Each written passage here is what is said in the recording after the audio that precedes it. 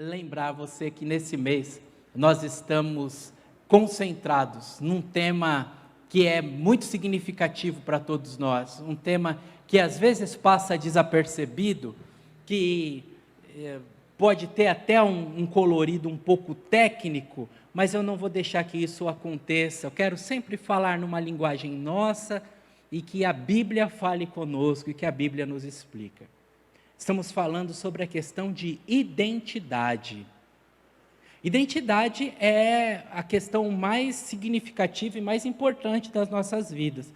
É por causa da identidade que os adolescentes ficam em crise, porque eles ainda não sabem se são crianças ou se são adultos.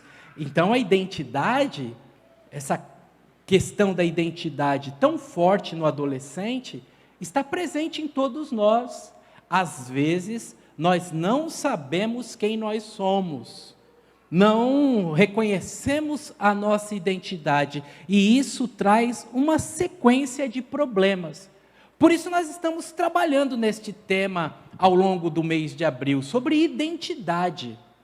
Uma crise de identidade é a raiz de um distúrbio emocional. Uma crise de identidade é a raiz de um distúrbio relacional. Se você não sabe muito bem quem você é, você acaba tendo ciúmes. Se você não sabe quem você é, às vezes você compra coisas para impressionar as pessoas e fica enrolado no cartão de crédito, porque você não sabe quem você é. Fica em crise, fica doente. Quantas vezes, até mesmo por uma questão dos filhos, a gente fica, por uma questão de identidade, a gente fica com um sentimento de dívida para com os filhos. Porque você não tem certeza que você é um bom pai. Não tem certeza que é uma boa mãe, que fez um bom trabalho. E aí você fica refém. A identidade é tão forte, irmãos, que a perspectiva bíblica é do Deus que nos trata pelo nome. Você já percebeu isso? Já percebeu que Deus, Ele chama pelo nome? Já percebeu que no Antigo Testamento Deus muda o nome como um ponto de referência ali do que a pessoa é? O Abrão passa para Abraão, a Sarai passa para Sara. Deus chama pelo nome quando Samuel, por exemplo, ali naquele início de jornada, ainda uma criança, na madrugada ele ouve chamar o seu nome 3 vezes, Samuel. Ele fica em dúvida, pensa que é o sacerdote Eli que está chamando. Não, mas Deus não trata conosco no atacado, Deus não trata conosco como números, como acontece no país, por exemplo, não é verdade? No país você tem um número. Agora estamos caminhando inclusive para a unificação da documentação. Para o país eu sou 134, 702, 688, 60. Nos lugares por onde a gente passa, a gente tem números. Lá em Mogi das Cruzes eu era o 56, 512. Cada lugar a gente pode ter um número diferente. Mas não é assim. Deus não nos trata como um número. Deus nos trata como uma pessoa. Nos chama pelo nome. E para o destino que está nos reservado, Ele tem para nós um novo nome. Para que a nossa personalidade não se anule. Para que sempre eu e você sejamos alguém. Eu sou o Senhor que te chama pelo teu nome e te diz, não tema, eu estou contigo. Ele sabe o seu nome. E o seu nome é a sua identidade, e o seu nome é quem você é na presença dele. Único, incomparável, insubstituível. Você, com sua história, com sua família, com suas marcas, com suas potencialidades, para fazer, para ser, para viver, para experimentar. Identidade. Às vezes, nós perdemos a nossa identidade. E, na verdade, um mundo mau que jaz no maligno tem como essência descaracterizar a nossa identidade. Por isso, a raiz do nosso tempo é alguns homens acharem que são mulher, por exemplo. Identidade. Coisas da nossa... Quando as pessoas precisam ser anuladas e caladas na sua voz, as medidas que são tomadas são medidas para anular a identidade. Pense num presídio como no mundo da ficção Oz, ou na realidade Alcatraz, ou mesmo Carandiru. Pense num presídio onde todos com a roupa bege e um número. Pense, se você assistiu a lista de Schindler, pense no regime nazista, num campo de concentração, onde a primeira medida era rapar homens e mulheres careca, passar máquina no cabelo. Nas mulheres o cabelo traz a sua identidade, mas para tirar a identidade todos ficam igual, todos no mesmo padrão, todos no mesmo uniforme, que aí você não pode falar. Você não pode se expressar, você se torna um ninguém. Essa é a ideia do sistema prisional e de muitos outros sistemas que uniformizam e que dão um número para que a pessoa não fale, não exista. Mas com o nosso Deus nós existimos. Existimos e vamos além. Existimos e acessamos a Ele. Existimos e temos o direito, o privilégio de falar com Ele. Ele quer nos ouvir.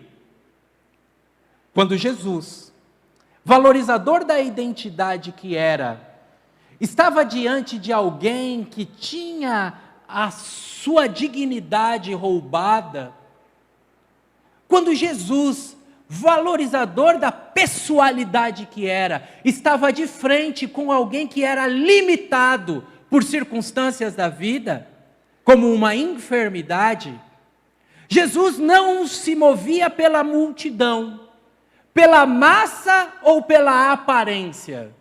Jesus agia de acordo com a identidade da pessoa. Por isso você vai encontrar muitas vezes Jesus falando: o que queres que eu te faça? E muitas vezes nós até ignoramos essa pergunta, não é verdade?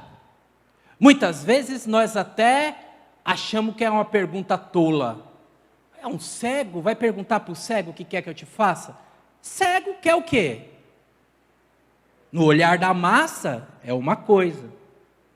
Mas Jesus não quer saber o que é no inconsciente coletivo. Jesus quer saber o que é para Ele. Porque Ele poderia querer ganhar mais esmola. Mas não. O que você quer? O que queres que eu faça para você? E ali aquele homem fala: eu quero ver.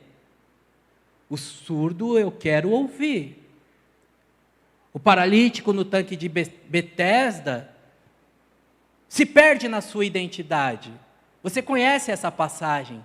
Sabe que é a passagem em que um homem estava na beira de um tanque e que tinha ali, de maneira mitológica, de maneira no inconsciente coletivo, a impressão de que um anjo passava e balançava as águas. Você conhece essa passagem?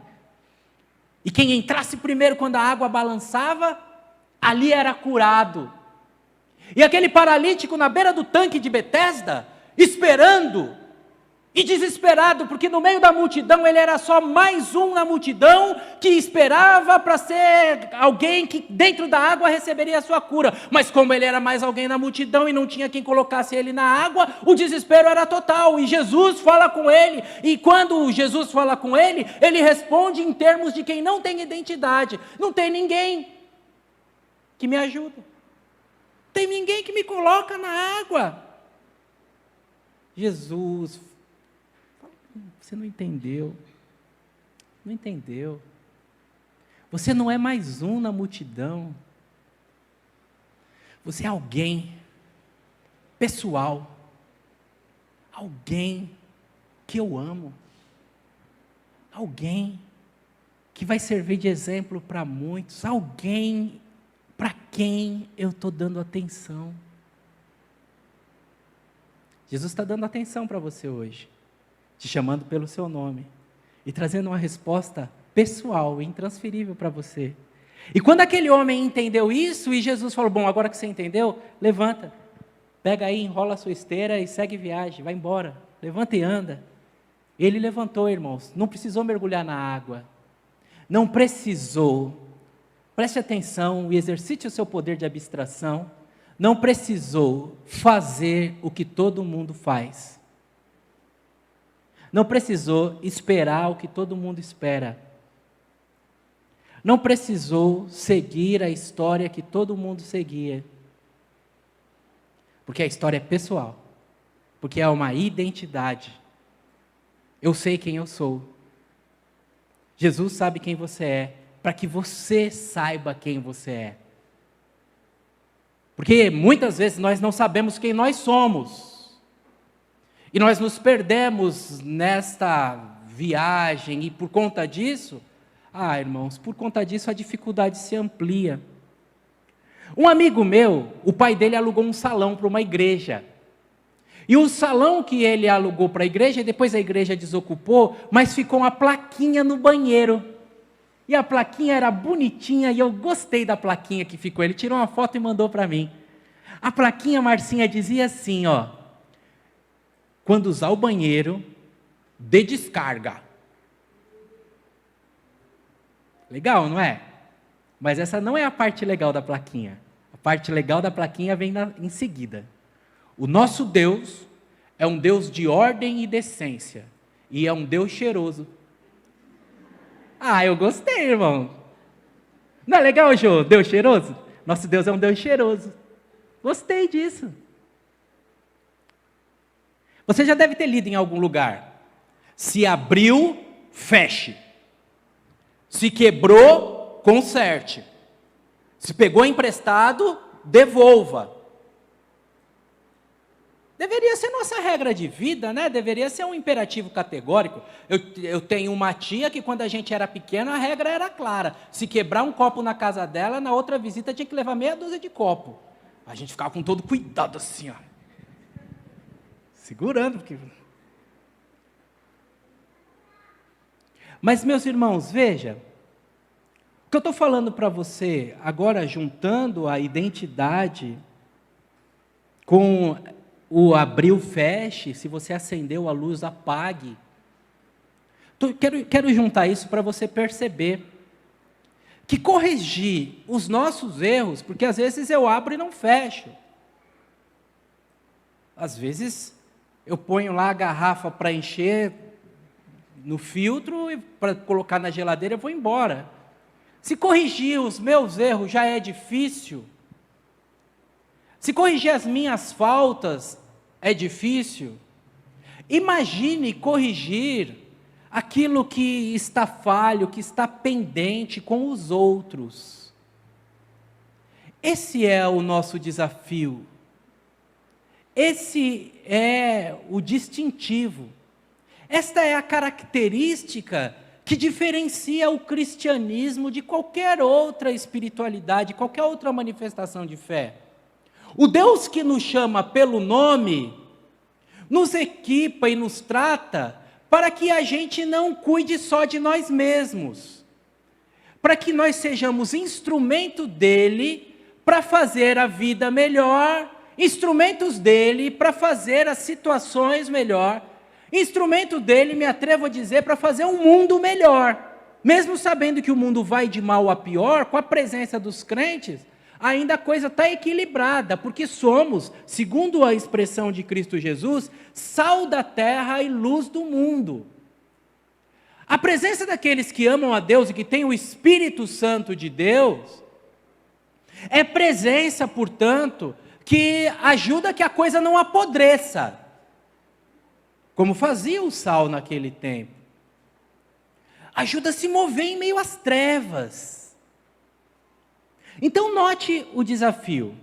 Deus trabalha na nossa identidade, faz com que a gente seja, cada um de acordo com as suas habilidades, de acordo com suas limitações, de acordo com o seu momento da vida, faz com que a gente seja, para que a gente possa ser para outros.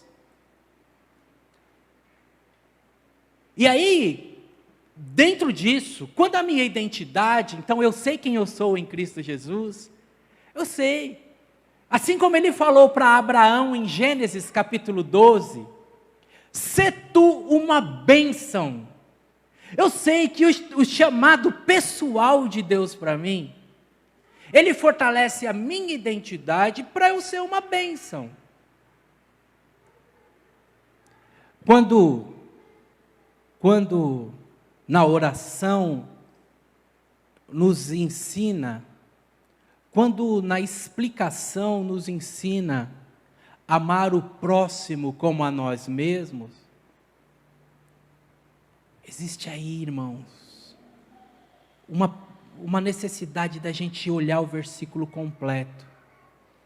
Amar o próximo como a nós mesmos. O amor que eu tenho por mim mesmo é referencial daquilo que eu vou fazer para o próximo. Eu não amo a mim mesmo como se eu fosse o centro do mundo. Eu amo a mim mesmo como quem tem agora um padrão. O que eu vou fazer para o Maurício não pode ser menos do que o que eu faria para mim. Eu tenho um padrão. Essa é a identidade do crente. O crente tem uma identidade em Deus. Venha comigo, não se perca que eu estou construindo com você. Deus te chama pelo nome, você não é só um número, não é padronizado, uniformizado, você é um indivíduo que tem bênçãos, tem caminhos, tem histórias para viver com Deus, e essa história, Deus fortalece a sua identidade, olha nos seus olhos, te dá direito de vez, voz, de falar, de expressar, de pedir, de orar, de chorar, de escrever a sua história, mas essa história que você está escrevendo não é para você mesmo, porque o apóstolo Paulo falou para os irmãos de Roma, em Romanos capítulo 14, que nenhum de nós vive para si mesmo, nenhum de nós morre para si mesmo. A nossa vida é como um grão de trigo, que vai para a terra, e para poder nascer o pé de trigo tem que morrer. E Jesus disse, se alguém amar a sua vida, vai perder a vida. Nós temos que perder a vida para achar a vida, é o ensino de Jesus. E nesse ensino de Jesus, então, a minha identidade, ela se fortalece quando sou uma bênção. A minha identidade se fortalece quando eu estou no caminho do Senhor. A minha identidade, ela então tem uma serventia, fazer a vida do outro melhor. Da minha família, não posso fazer a vida da minha esposa um inferno, um clima ruim, não posso. Não posso fazer a vida do meu filho um tormento, não posso. Da minha filha, não posso fazer a vida da minha filha ser amargurada, não posso. Não posso fazer a minha igreja sofrer, não posso, até porque não é minha, é de Jesus. Aí o castigo seria duplo. Eu não posso fazer a minha vizinhança estar um tormento, ouvindo lá um som que atrapalha o meu vizinho, um funk lá que fala palavrão, não posso. Minha vida não é para atormentar os outros, minha vida é para abençoar os outros, essa é a identidade. Mas é um conflito, né, irmãos? Fala a verdade. Porque nesse mundo a gente, de maneira egoísta, quer cuidar das nossas coisas. Neste mundo, de maneira centralizadora, egocêntrica, eu não sei muito bem quem eu sou, e porque eu não sei muito bem quem eu sou, eu faço o que todo mundo faz, eu como o que todo mundo come, eu visto as roupas que todo mundo veste, porque eu não tenho identidade, eu tenho que agradar as pessoas, eu tenho que agradar, tenho que fazer média. E quando eu não estou cuidando só de mim, eu estou cuidando dos meus, da minha panelinha. E exatamente aí que está o conflito. Exatamente aí que está o conflito. Porque em Cristo Jesus eu sou chamado para ser justo, em Cristo Jesus eu estou chamado para cuidar do todo, em Cristo Jesus eu sou chamado para ser uma bênção para todos, e aí a gente vai falar assim, então, agora a igreja é uma bênção, a igreja cuida, a igreja não discrimina, a igreja inclui, a igreja está vigilante, a igreja está atenta, e aí a gente descobre, no texto de Atos, capítulo número 6, e eu peço para você que abra a sua Bíblia, como a nossa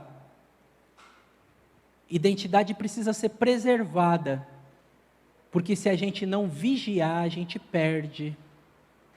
Se a gente não vigiar, tudo que a gente construiu desmorona rapidinho, um castelo de cera que derrete na fogueira. Como para construir dá tanto trabalho e para destruir é tão rápido.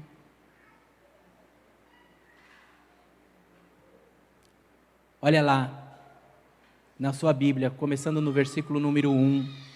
A Bíblia diz assim: à medida que o número dos discípulos crescia, surgiram murmúrios de descontentamento. Os judeus, de fala grega, queixavam-se daqueles que eram de fala hebraica, dizendo que as suas viúvas estavam sendo negligenciadas na distribuição diária de alimentos. Por isso, os 12 convocaram uma reunião com todos os discípulos e disseram: nós, apóstolos, devemos nos dedicar ao ensino da palavra de Deus e não à distribuição de alimentos. Sendo assim, irmãos, escolham 7 homens respeitados, cheios do Espírito Santo e de sabedoria, e nós encarregaremos a eles dessa importante missão, deste tão digno serviço. Então, nós, os apóstolos, nos dedicaremos à oração e ao ensino da palavra. A ideia foi maravilhosa, agradou todo mundo. E eles, nesta vibração da proposta que fora feita, escolheram os 7 homens que foram pedidos. Em primeiro lugar, escolheram a Estevão, homem cheio de fé e do Espírito Santo. Também escolheram a Filipe, a Prócoro, Nicanor, Pármenas, Timão, Pármenas e Nicolau, que era da cidade de Antioquia. Este Nicolau, antes, ele tinha sido judeu. O Nicolau aparece lá no livro de Apocalipse, depois os Nicolaitas. Um dia a gente fala sobre ele. Estes 7 foram apresentados aos apóstolos. E os apóstolos ficaram felizes. Oraram, impuseram as mãos sobre eles. Assim, a mensagem de Deus continuou a ser espalhada por toda a parte. A gente vai ver já na sequência o Filipe pregando, o próprio Estevão anunciando. Foi anunciado em Jerusalém e muitos sacerdotes se converteram. Estevão, homem cheio de graça e de poder, realizava milagres entre o povo. Amém? É a história do início da igreja. É a história, então, que você já percebeu, à luz da introdução, que nós temos aí, nesse início de história, uma dificuldade. Ora, chamados pelos nomes e constituindo a igreja do Senhor, e como bênção de Deus, e como prometidos para abençoar todas as nações, eles estavam protegidos dele mesmo, eles eram reconhecidos como cristãos, como pequenos cristos, eles viviam como Cristo vivia, então eles estavam atentos, eles estavam servindo, eles estavam abençoando, eles saíram do foco e colocaram o próximo no foco. Você sabe, se lembra, já ouviu e já leu que Jesus não fez nenhum milagre para ele mesmo. Tudo que Jesus fez foi para abençoar os outros. E os discípulos vinham nesta linha, continuando como fora Jesus, ensinando, pregando, anunciando o reino de Deus, e agora estava formada a igreja, o corpo vivo de Cristo se movendo pela face da terra. Jesus continuava tocando, Jesus continuava acariciando, Jesus continuava beijando, Jesus continuava próximo, presente através da igreja. A igreja não vai falhar, a igreja vai ser perfeita, a igreja vai parecer com Jesus, a igreja vai tratar todo mundo com igualdade, a igreja vai ser todo mundo se chamando de irmão, sem nenhum tipo de limitação, de preconceito, nenhum tipo de discriminação, de separação, de segregação, nenhum tipo de injustiça. Deveria ser, mas você acabou de ver que não foi. Acabou de ver que no primeiro dia da igreja, diz Atos 6, versículo número 1, os judeus de fala grega criaram uma murmuração entre eles e começaram a resmungar. Tá vendo aí? As viúvas lá do nosso povo não receberam alimento. Começou um tipo de murmuração, e não foi uma murmuração injusta ou uma murmuração de alguém que reclama de tudo, de que nada está bom. Não, não. Foi uma constatação de uma situação que levou a eles a reclamarem. E as pobres viúvas, você sabe, na sociedade de então, as mulheres não tinham vez e não tinham voz, as viúvas nem podiam reclamar. A esperança que elas tinham de agora encontrar uma comunidade de fé que servia de abrigo, de apoio, agora escorreu pelo vão dos dedos, e agora talvez entre elas até pudessem falar, é tudo igual, estamos perdidas mesmo, estamos esquecidas. Alguém vendo aquela injustiça, que na hora de montar a cesta básica, eles montavam e davam só para os que eram amigos deles, os que eram povo deles. Nesse fenômeno chamado xenofobia, discriminação por causa da origem, a gente começa a perceber que muito rapidamente os integrantes da igreja perderam a sua identidade. E começa a perceber que nós também, irmãos, estamos no meio desse dilema. O que eu quero fazer você perceber? Eu quero fazer você perceber nessa noite que Deus te trata de maneira especial.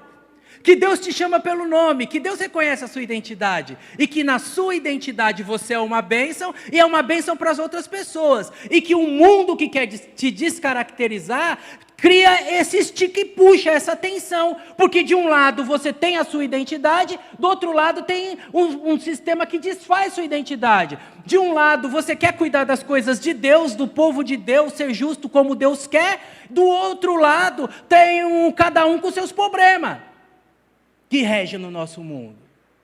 E eu estou te mostrando, à luz da Bíblia Sagrada, que quando a gente perde nossa identidade, é prejuízo para todos nós.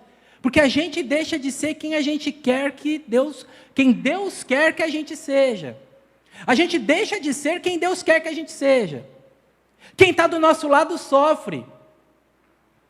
Alguém pode dizer, para ser crente daquele jeito é melhor não ser crente. Diante de tudo isso, a identidade, então, faz com que a gente se pergunte nessa história quem eu sou. Nessa história que eu acabei de ler, quem é você? Quem é você na igreja?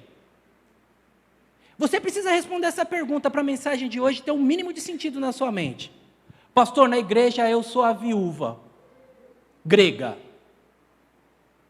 Porque eu estou chegando aqui, eu não conheço ninguém, e ninguém está nem aí para os meus problemas. Eu sou a viúva grega nessa história. Puxa vida, estamos falhando.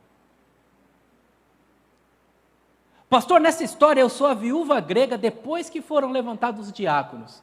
Eu cheguei aqui, não tenho família, não tenho sobrenome, cheguei aqui do nada, mas os irmãos me tratam como um igual, como se eu fosse da família fundadora.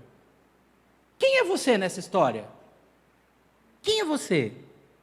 Pastor, eu sou o grego que viu a injustiça e que falou, isso não pode ficar assim. Quem é você nessa história? Quem é você? Não, eu sou o judeu que separou aqui e para os meus eu dei o melhor. Que eu tenho aqui o meu grupinho de amigos. Quem é você nessa história? Eu sou aquele que as pessoas, na hora que os apóstolos perguntaram, separe entre vocês 7 homens, eu sou aquele que as pessoas observaram e falaram, aquele cara é justo, ele vai ajudar a corrigir isso. Aquela mulher é justa, ela vai ajudar a mudar essa situação. Quem é você nessa história? Alguém você tem que ser. Alguém você tem que ser. Eu sou a multidão que estava ali, que não precisava de cesta, não sou nem viúva grega, nem viúva judia, nem viúva alegre, sou nada. Estou ali, nem sei o que estava acontecendo. Quem é você nessa história? Que nem sabe o que está acontecendo. Alguém você tem que ser. Porque a Bíblia tem essa tipologia para nós. Para a gente olhar E falar, não, nessa história eu sou injustiçada, nessa história eu sou quem faz injustiça, nessa história eu sou quem não está nem aí, nessa história eu sou a multidão, nessa história eu sou quem vai resolver o problema, nessa história eu sou quem cria o problema. Quem é você nessa história, meu irmão? Se você achar quem é você nessa história, você achou sua identidade. Se a sua identidade for boa, parabéns, preserve. Se a sua identidade for ruim, glória a Deus, porque agora você tem a oportunidade de passar da identidade negativa para a identidade positiva. Essa é a grande vantagem, a grande mensagem do Evangelho. Quando a minha identidade está distorcida, em Cristo Jesus eu recebo uma nova identidade. E para que a nossa identidade em Cristo se fortaleça, as dicas são 4. E a primeira já está no telão e a Bíblia vem falando com você. E você vem acompanhando, riscando na sua Bíblia, marcando no seu caderninho, para que você sempre fique seguro e você faça a sua leitura da palavra de Deus. Para minha identidade ser positiva, para eu ser alguém que faz diferença, estou de acordo com aquilo que Deus quer que eu seja, em primeiro lugar eu preciso prestar atenção. Você está prestando atenção? Prestando atenção. Não pode andar voado. Não pode ser um daqueles que não sabe o que está acontecendo. Precisa fugir, irmãos, do espírito desse mundo, que é o espírito do consumo. Um autor de língua espanhola chamado Mário Vargas Llosa escreveu um livro sobre a sociedade do consumo. Tem o Homo sapiens, é o homem que se diferencia porque pensa. Agora a nossa sociedade é o Homo consumers. Consumo, logo existo. Se eu não tenho, eu me sinto um ninguém. E isso chega na igreja, porque a gente quer consumir culto. E se duvidar, ainda fala assim, eu paguei o dízimo, paguei, tenho o direito de assistir. Porque é uma mente de consumo. A mente do crente deveria ser assim, eu vou ao templo prestar um culto ao meu Deus, de gratidão pela vida. Eu vou ao templo prestar um culto ao meu Deus, entoar louvores ao meu Deus. Eu vou ao templo para abençoar meu irmão, olhar para o meu irmão, falar uma palavra de incentivo, para orar junto. Eu vou ao templo ouvir e receber uma palavra do meu Deus. Não é eu vou assistir um culto. Vou assistir um culto. Aí quem vai assistir um culto chega em cima do horário. O culto começa às 7, chega às 7h05. Chega às 7h05. Mas se você presta atenção, você já chegou antes, você chega 5 minutos, chega 10 minutos antes, que tudo bem, a igreja tem uma empresa de limpeza contratada, um serviço terceirizado, mas às vezes por causa de um evento, o cestinho de lixo está cheio, e não é vergonha nenhuma você esvaziar o cesto de lixo. Às vezes, a gente do louvor, e eu mesmo como pastor, usa um copinho de plástico, bebe uma água e deixa o copinho jogado aí. Por quê? Consumidores nós somos. Consumidores. Não, tem quem faça. É mais ou menos igual as irmãs donas de casa quando os filhos exploram, não é? Tem um bobão aqui que lava mesmo, né? Já ouviu? Já falou? Eu falo essa frase em casa. Tem um bobão aqui que faz, né? A gente traz isso para a igreja, irmãos. E o que eu quero chamar você hoje, agora que você tem identidade, perceber, olhar em volta. Olhar em volta. Em volta pode ter necessidade. Em volta pode ter um irmão que perdeu o emprego, um irmão que pegou o ônibus, veio para o nosso culto e não tem a passagem para voltar. Em volta pode ter uma necessidade, irmãos. Em volta pode ter necessidades de muita natureza, não só material, mas necessidades também espirituais. Alguém que você vê que está mais entristecido, que você percebeu. E que que você percebeu, você precisa ter a ousadia de falar, irmãos, posso orar com você? Porque senão você vem aqui só para consumir. Você vem, consome, chega aqui e vai embora. Eu não perco nada. A igreja não perde nada. Mas você perde. Você entende? O que eu estou falando aqui, eu não estou puxando a sardinha para minha brasa. Não estou, não, de jeito nenhum. Eu estou falando que você pode ter uma vida cristã melhor, mais rica. Ser aquilo que o Senhor quer que você seja. Então preste atenção. Fique mais atento e você vai se descobrir sendo um instrumento de Deus. Você vai se descobrir corrigindo injustiça. Você vai se descobrir vendo aquilo que a liderança não vê. Porque a liderança não vê tudo, não é isso que a história nos diz? A história que nós acabamos de ler é, apóstolo, tem um negócio aqui, rapaz. Aí no nosso meio tem umas viúvas que são dos gregos. Vocês estão aí em cima, estão orando, está uma bênção, estão curando, a sombra de Pedro cura a pessoa, é uma bênção, é isso mesmo, mas aqui no meio, no nosso meio, está acontecendo coisa que vocês não estão percebendo, e o apóstolo só pode falar, puxa, desculpa, mas vamos corrigir isso, porque isso não é só o apóstolo que resolve.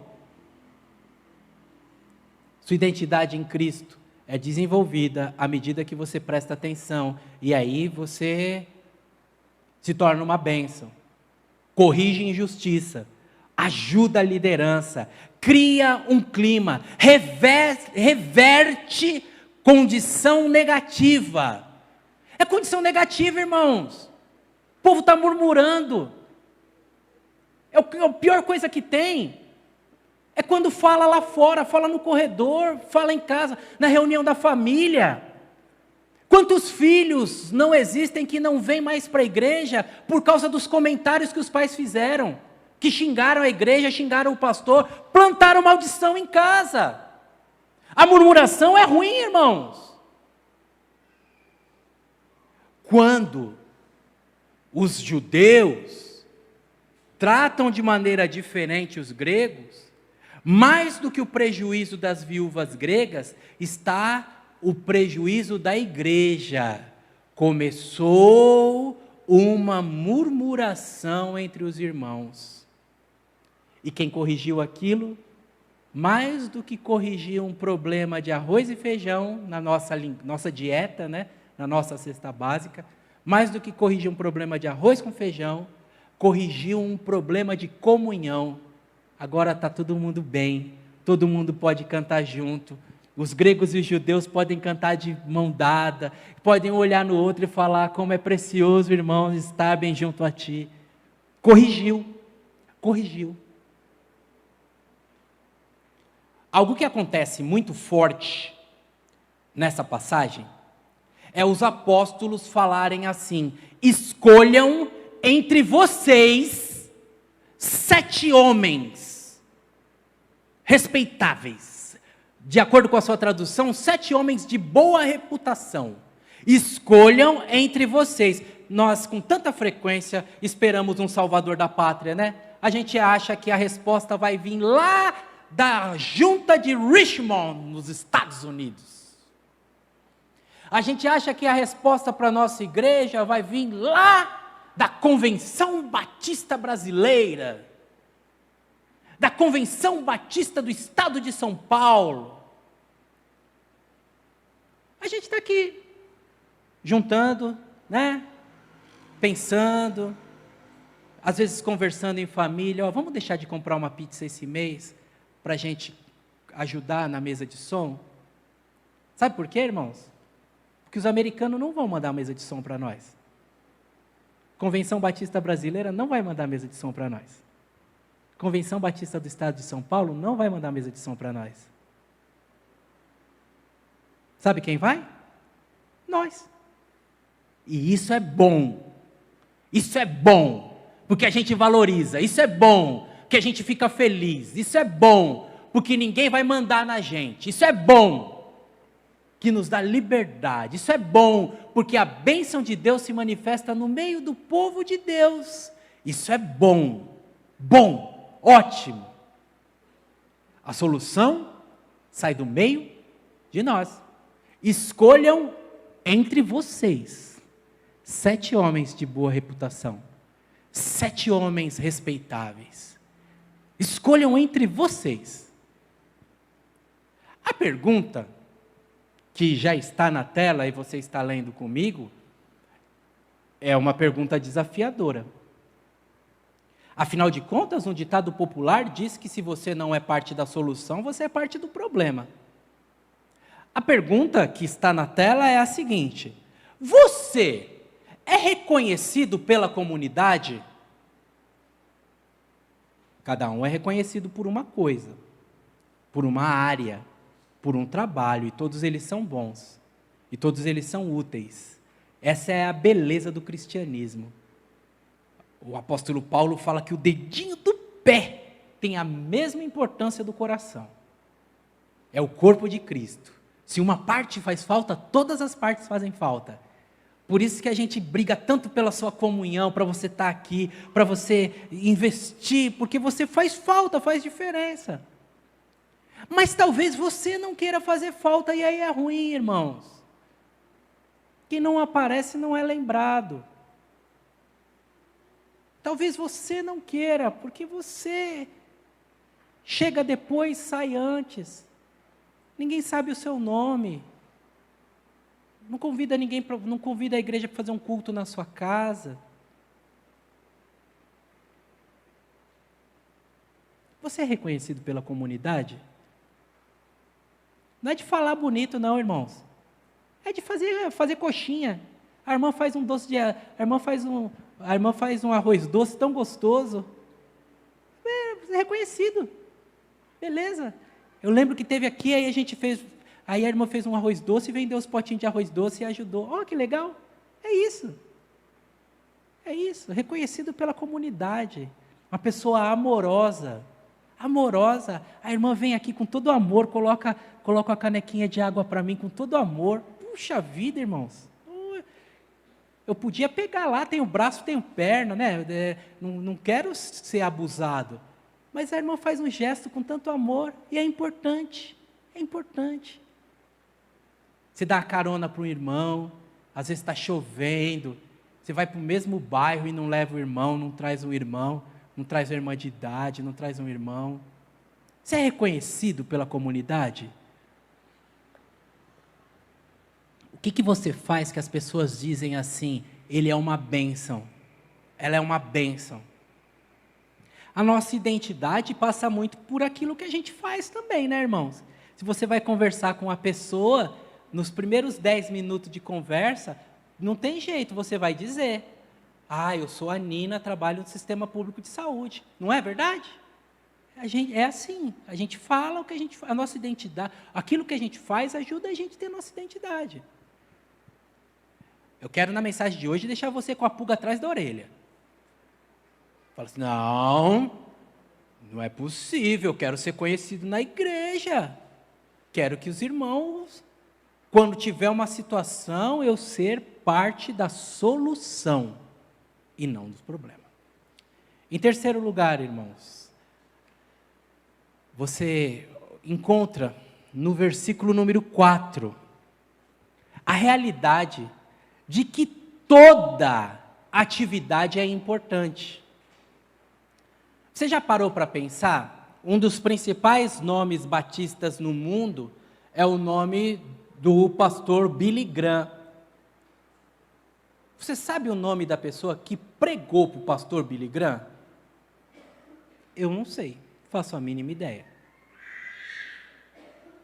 Tem um homem na Bíblia Sagrada que é o principal nome do Novo Testamento. Ele escreveu cerca de 70% do livro do Novo Testamento. Ele é tão importante que o nosso Estado leva o nome dele, é o apóstolo Paulo. Aparece o livro de Atos, vem ali contando a história do apóstolo Paulo, as viagens de Paulo, toda a situação. Aí ele escreve para os irmãos de Roma, escreve para os irmãos de Éfeso, escreve para os irmãos de Filipos, Filipenses, Colossenses, Tessalonicenses, escreve para o jovem pastor Tito, escreve para o jovem pastor Timóteo. É um homem importantíssimo. Mas um homem chamado Ananias, que aparece em pequenas linhas da Bíblia, confirmou a conversão dele, fez a oração sobre ele, e ele começou a sua jornada cristã. Um convitinho que você entrega na porta da igreja, às vezes é mais importante. Um boa noite que você dá para um visitante, às vezes é mais importante do que a mensagem. A mensagem pode ser uma obra de retórica, falar coisas bonitas. Mas num gesto de carinho com o visitante, ele se sente como exclusivo, identificado e tratado de maneira pessoal. No seu boa noite, uma pessoa pode ficar na igreja, uma pessoa pode sair da igreja. Tudo que você faz é importante. E observe que Estevão, Prócoro, Nicanor, Pármena, os 7, não tinham título. Parece que nós queremos fazer só se a gente tem um título, um crachá, uma carteirinha, um diploma, um brasão. Sabe com o que você está falando? Autoridade, diácono Estevão. Entendeu? Foi isso que aconteceu? Estevão não foi gente boa porque ele era diácono. Estevão foi diácono porque ele era gente boa. Percebe? Estevão não foi gente boa porque ele era diácono. Escolham entre vocês 7 homens. Teve um dia que eu passei ali e, rapaz, o irmão me viu, eu estava levando uma sacola, ele me ajudou a levar a sacola. Irmão Estevão, eu acho que esse cara é preocupado, hein? Nas pequenas coisas da vida, irmãos. Nos pequenos detalhes da vida. Nos pequenos cuidados. Por isso a Bíblia diz, não despreze o dia das pequenas coisas. Nos pequenos cuidados, Deus opera, Deus fala, Deus diferencia, e tudo que a gente faz é importante. Nós temos movimentos grandes, teremos na manhã de domingo uma cantata sensacional, produto de horas e horas de trabalho, coisa grande. Mas acredite, as pequenas coisas também são instrumentos do Senhor, e nós glorificamos ao Senhor pelas grandes coisas que são objeto da dedicação, do carinho, do trabalho, e reconhecemos e glorificamos o nome do Senhor pela Luciana, pelo empenho, por toda a sua equipe. Mas nas suas pequenas coisas também contribuem. Também juntam, como a gente dizia antigamente, pedrinhas na sua coroa. As pequenas coisas, o céu, a eternidade vai revelar. Coisas magníficas. Naquela noite, eu estava tão triste, você falou um oi para mim, e eu que entrei e saí na igreja de uma maneira invisível em outras igrejas que eu fui, mas aquela noite que eu entrei na Igreja Batista em Moreira César, eu recebi um boa noite, e eu senti que eu não era invisível, e eu fui acolhido. Não despreze, como disse o profeta no Velho Testamento, o dia das pequenas coisas. As pequenas coisas, a nossa identidade é feita. Porque nós não estamos falando aqui de um personagem, de quem finge. Não estamos falando aqui de quem faz coisas com segundas intenções. Não estamos falando de quem faz quando tem alguém olhando. Deixa eu ver se tem alguém olhando. Não. Estamos falando de quem vive. E por isso que as pequenas coisas são importantes. Porque elas não são representações. Elas são verdadeiras. E elas, como revelaram os apóstolos no versículo número 4, são nessas coisas que as grandes coisas se tornam possíveis. Porque se essas janelas não estivessem abertas, o conforto térmico do local seria muito inferior e você estaria desconcentrado passando calor. Uma pequena coisa que é abrir a janela, permite que uma grande coisa, que é a palavra de Deus cantada e pregada, entre no seu coração. As pequenas coisas são a garantia das grandes coisas. As pequenas coisas dão efeito às grandes coisas. As pequenas coisas produzem resultado nas grandes coisas. Construa a sua identidade fazendo pequenas coisas. Em último lugar, quando nós chegamos no versículo número 8, nós vemos que um daqueles diáconos que foi escolhido no meio do povo e diferenciado no meio do povo, um daqueles diáconos que estava envolvido no dia a dia da igreja, ele se levanta com autoridade, cheio do Espírito Santo, ele ora, ele faz sinais, ele sai para anunciar, ele sai para pregar. Nossa identidade, irmãos, está muito vinculada à nossa não acomodação. Inclusive a identidade como marido, né? Agora já casei mesmo, não precisa nem tomar banho mais, só no sábado. Né? Eu falo brincando para falar de outras coisas. Que depois que você conquista, muitos gestores da área comercial usam a expressão, fez a fama e deitou na cama.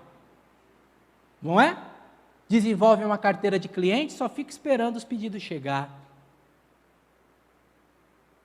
A preguiça mostra um tipo de identidade.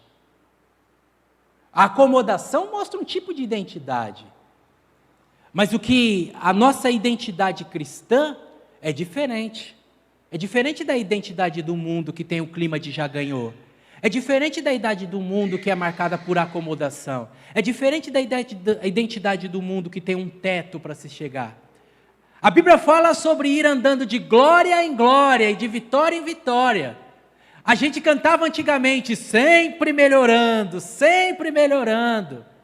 Essa é a identidade cristã. E o Estevão, que agora tem um título, diácono da igreja de Jerusalém, além de diácono, também é um evangelista, também é um irmão que ora, também é um irmão que visita, também é um irmão que opera milagres, também é um irmão que discute em praça pública, também é um irmão que enfrenta a tribuna, também é um irmão que está em atuação contínua, também.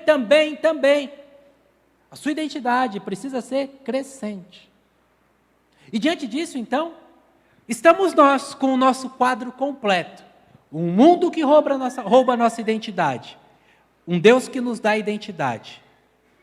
Nós, em Deus, precisamos ficar esperto, porque continuam as forças. Você viu preconceito, você viu exploração, você viu injustiça, você viu panelinha, você viu, está tudo no texto.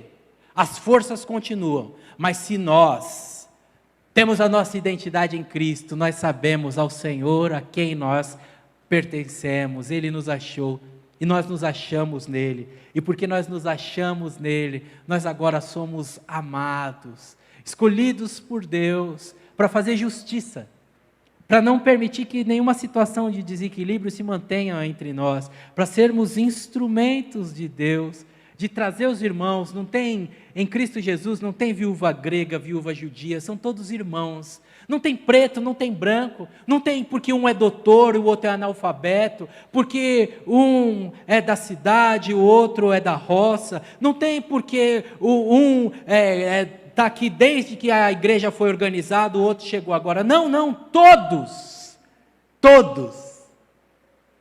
Cristo é tudo em todos.